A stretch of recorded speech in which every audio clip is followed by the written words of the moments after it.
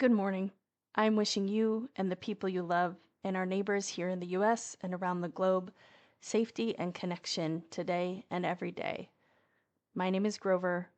It's Monday, November 11th, and this is Grover Reads the News. As I shared last week, Republicans have won control over the majority of Senate seats at a ratio of 53 to 46. The control of the House of Representatives has still not yet been determined.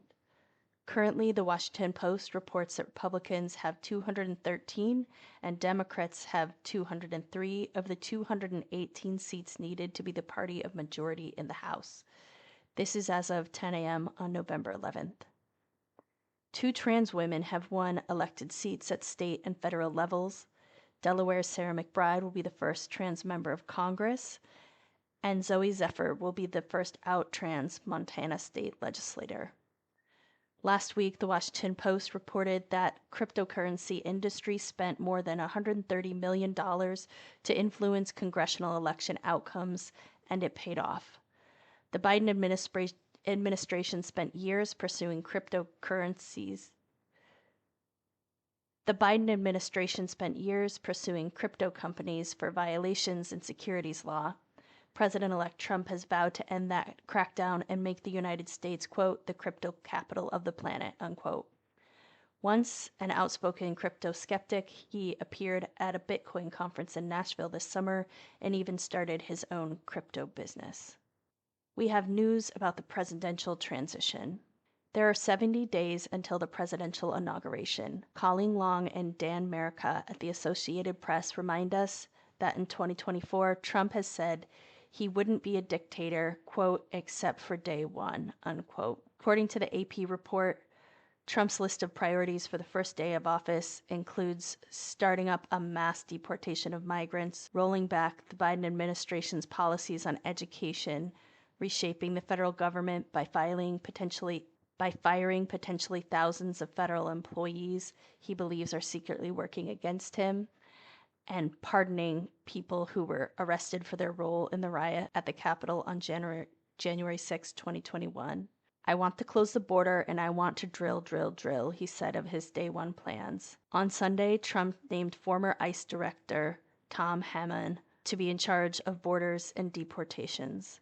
Trump spoke with many world leaders over the past week, including leaders of China, France, and Israel. He spoke directly with Russia's Vladimir Putin about the war with Ukraine and included Elon Musk in a telephone call with Ukraine's leader. The Washington Post and the Daily Beast said he did so without the typical oversight of the U.S. State Department. The reasoning for this, sources explained to the Washington Post, is that Trump is, quote, distrustful of federal officials after a string of leaked transcripts emerged from calls he made with world leaders during his first White House term. Next, we have U.S. domestic news on the Supreme Court case concerning trans youth. Ryan Rumier at the 19th News, in partnership with Them, reports that on December 4th, oral arguments are set to start in the Supreme Court case about Tennessee's ban on gender-affirming care for trans youth, such as puberty blockers and hormone replacement therapy, which the state allows for cisgender youth. Ezra Young, a civil rights lawyer and constitutional scholar, argues that if the Supreme Court allows the state to keep its ban in place, that could imperil everyone's access to health care. Quote, what the state of Tennessee is arguing is really dangerous for any person who has any sort of medical condition, unquote. Tennessee is dictating what medical treatments people should or should not be allowed to have, Young said. That goes well beyond states' authorities to regulate medicine, specifically because giving health care to trans people is not a public health concern. The case will be argued by the Biden administration and will split argument time with Chase Strangino, co-director at the ACLU's LGBT HIV project. This case is focused on whether Tennessee's gender-affirming care ban violates the 14th Amendment's Equal Protection Clause, which prohibits discrimination based on the basis of sex. The state insists that its ban has nothing to do with sex. To support the argument that the ban is not discriminatory, Tennessee is looking to the case that overturned federal abortion rights. Relatedly, crisis calls to the Trevor Project from LGBTQ youth spiked 700% after the election. To connect to the crisis text line, text TALK, TALK, to 741741. We have news about repairing a river, fish, and habitats, and a win for indigenous communities. The largest dam removal project in history was completed in October in Klamath, California, freeing 420 miles of the Klamath River and its tributaries in California and Oregon.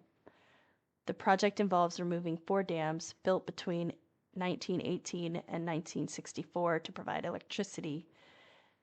They had devastating effects on salmon populations and tribal communities, leading to a decades-long tribe-led movement for their removal. Brooke M. Thompson was just 7 years old when she witnessed an apocalypse. She said, quote, "A day after our world renewal ceremony, we saw all these fish lined up on the shores just rotting in piles," says Thompson, a Yurok tribal member who is also Karok and living in present-day Northern California.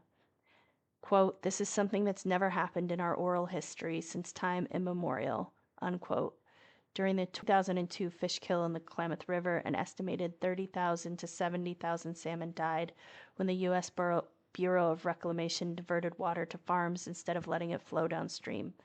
This catastrophic event catalyzed a movement to remove 4 dams that had choked the river for nearly a century, reports Liz Kimbrough of Mong Bay. Now, that decades-long tribal movement has finally come to fruition.